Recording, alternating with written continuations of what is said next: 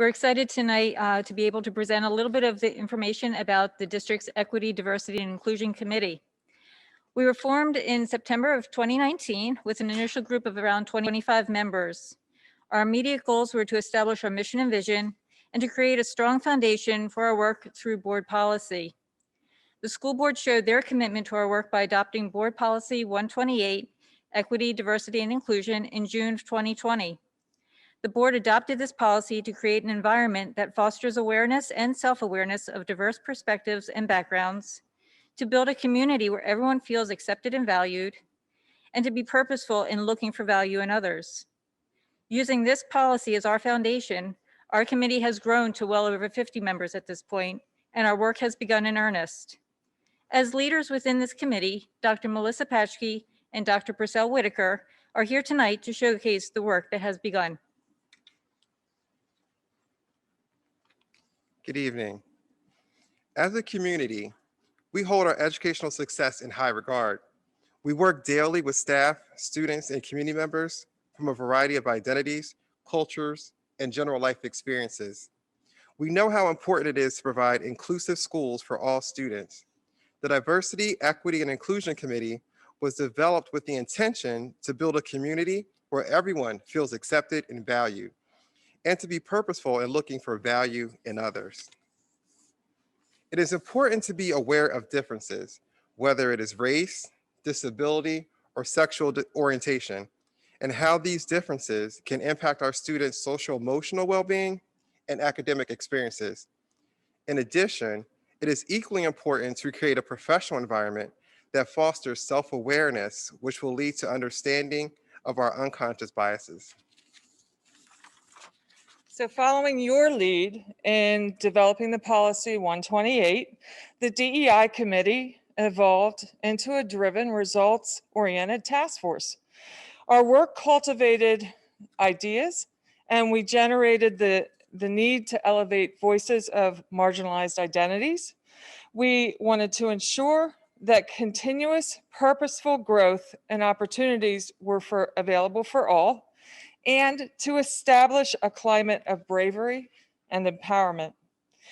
We collected resources, we held focus groups, we divided work into multiple subcommittees. So now our communication and media department has captured a brief video to help you see into that committee work. So please listen in while some of our chair people will share the details of the work that's been accomplished by their committees thus far.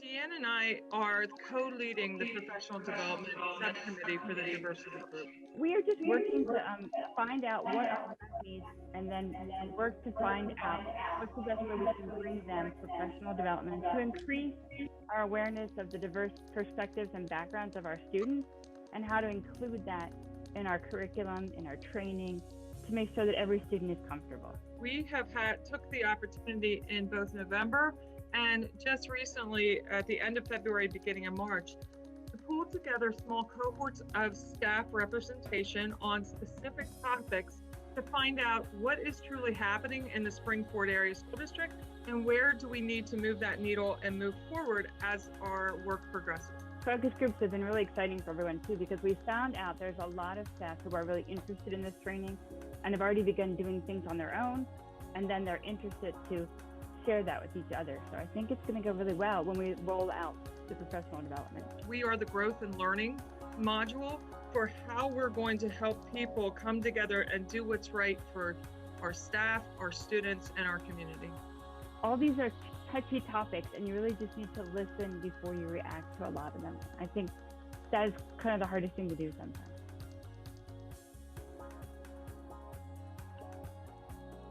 We want to engage students' perspectives regarding how Spring-Ford and staff are doing to ensure that all students feel seen, heard, and safe within our classrooms, while also enlisting them to promote and increase equity, diversity, and inclusion within our entire district.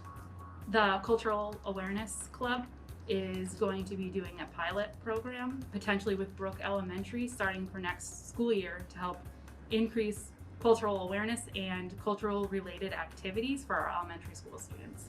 We have recently initiated a pilot survey distributed to 22 voluntary high school participants in grades 9 through 12, intended to obtain some information, their student experiences and perspectives about equity, diversity, and inclusion. Students shared that they have overall positive experiences with staff, but there were fewer positive experiences with peers that lacked staff intervention. They also identified curriculum as being an area that we're lacking diversity. So they would like to be able to see themselves being represented in what's actually being taught.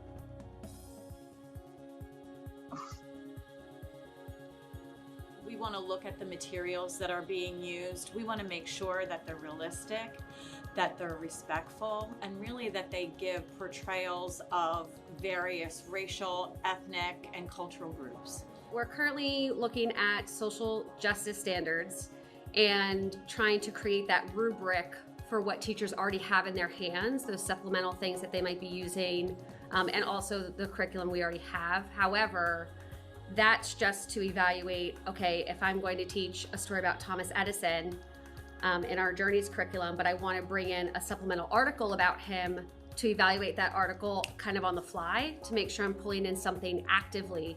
It's the short-term solution to making sure that everything from this point on we pull in is appropriate. We want to make sure that teachers have resources that help build empathy, respect, understanding, and connection to others that are both similar and different. Because we're specifically looking at curriculum, it's going to touch everybody in the district in some way, shape, or form.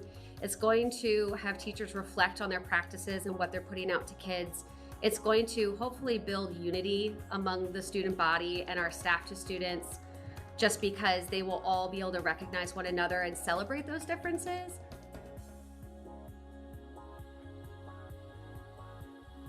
The community subcommittee is looking to kind of eventually reach out to the community as a whole at the level of parents and families, but also eventually to businesses, to other individuals that are in the community, and kind of connect the whole Spring-Ford community. Right now we are doing very background steps and minor steps.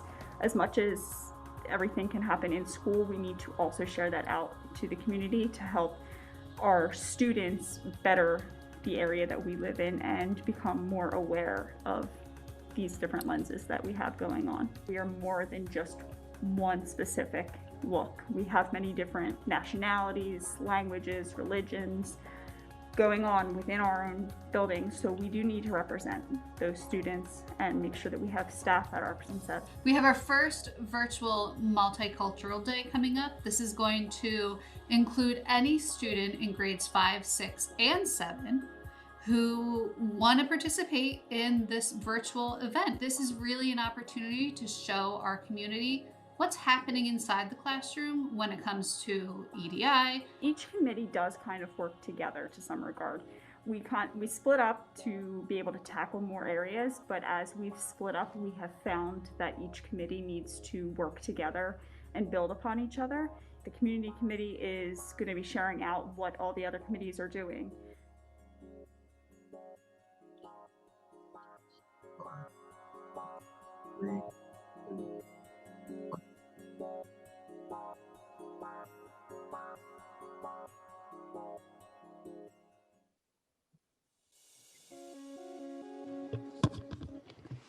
So as we move forward, our committee is exploring local, state, and national supports and resources to foster self and social awareness.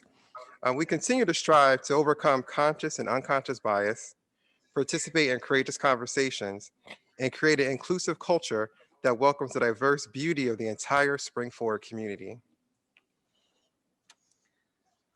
So this ends our presentation, but we'd like to say thank you to the school board of directors, to our administration, and of course, to our staff for allowing this important to move forward. We look forward to with you as we grow and also keeping you updated on our progress. Thank you.